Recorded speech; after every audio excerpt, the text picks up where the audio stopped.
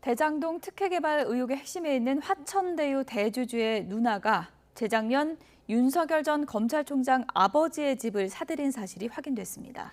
국민의힘 대선 주자들도 이번 사건을 법조 카르텔로 규정하면서 윤 전 총장을 비판하고 나섰는데요.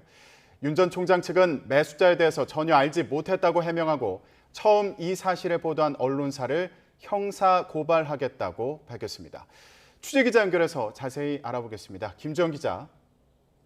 네, 국회입니다. 네, 새로 나온 의혹인데 관련 내용 전해주시죠. 네, 국민의힘 대선 주자인 윤석열 전 검찰총장의 아버지 윤기중 명예교수는 재작년 자신의 주택을 팔았습니다. 그런데 문제는 주택을 산 사람이 대장동 개발 의혹의 핵심에 있는 화천대유 관계사 핵심 인사라는 겁니다. 바로 화천대유 관계사인 천화동인 이사이자 화천대유 대주주인 김만배 씨의 누나 김모 씨였는데요. 김 씨는 윤 교수의 집을 19억 원에 산 것으로 알려졌습니다. 계약서상으로만 보면 시세보다 비싸지 않고 오히려 싼 편인데 이런 거래가 우연이라고 생각하기에는 석연치 않은 구석이 많습니다.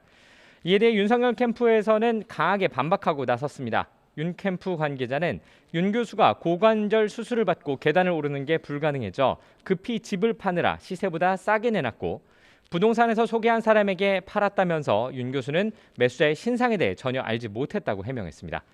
또 해당 보도를 처음 한 열린공감TV에 대해 오늘 형사 고발할 예정이라고 설명했습니다. 네, 이번에 불거진 이 의혹에 대해서 여야 대선 주자들도 입장을 냈죠. 네, 대장동 의혹에 있어 윤석열 전 검찰총장과의 관련성이 보도되자 다른 국민의힘 대선 주자들은 비판 입장을 내놓았습니다.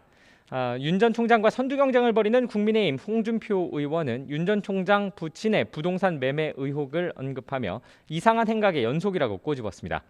또 의혹이 여권 유력 후보인 이재명 경기지사 게이트에서 시작됐다고 주장하면서 특검을 실시하자고 촉구했습니다. 다른 야권 주자인 유승민 전 의원 측은 윤 전 총장을 직접 겨누어 문제의 부동산 매매가 과연 우연의 일치이겠느냐며 법조 카르텔의 동조자 아니냐고 의문을 제기했습니다. 이와 관련해 국민의힘 이준석 당대표 등 지도부는 대장동 현장을 오늘 방문하고 특검 수용을 촉구할 방침입니다. 반면 더불어민주당은 이번 사건을 국민의힘 게이트로 규정하면서 국민의힘이 민주당과 이재명 경기지사를 공격하는 것은 후한무치, 적반하장이라고 비판했습니다. 이재명 지사 역시 대장동 개발 의혹을 국민의힘과 토건 세력의 문제로 돌리며 개발이익 국민환수제를 도입하겠다고 거듭 강조하고 있습니다. 네, 관심을 모으고 있는 다른 사안이죠. 언론중재법 개정안. 오늘 본회의에 상정되는 건가요? 네, 아직 판단을 내리기 어려운 상황입니다. 여야 지도부는 어제까지도 언론중재법 개정안의 타협점을 찾기 위해 논의를 이어갔지만 합의에 이르지 못했습니다. 여야는 각자의 수정안을 가져와 논의를 했지만 징벌적 손해배상제, 열람 차단 청구권 도입 여부 등을 두고 이견이 여전한 상황입니다. 오늘도 여야는 잠시 뒤 다시 만나 협상에 나설 예정인데요. 이런 가운데 민주당 내부에서는 강행 처리를 해야 한다는 목소리도 터져나오고 있는 것으로 전해졌습니다. 하지만 정치적 부담이 클 뿐만 아니라 박병석 국회의장도 여야 합의를 중시하는 상황인 만큼 강행에 나설 수 있을지는 미지수입니다.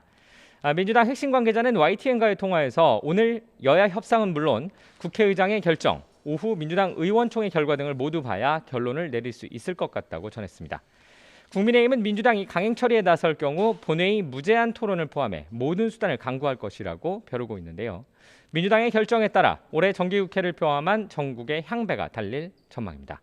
지금까지 국회에서 YTN 김주영입니다.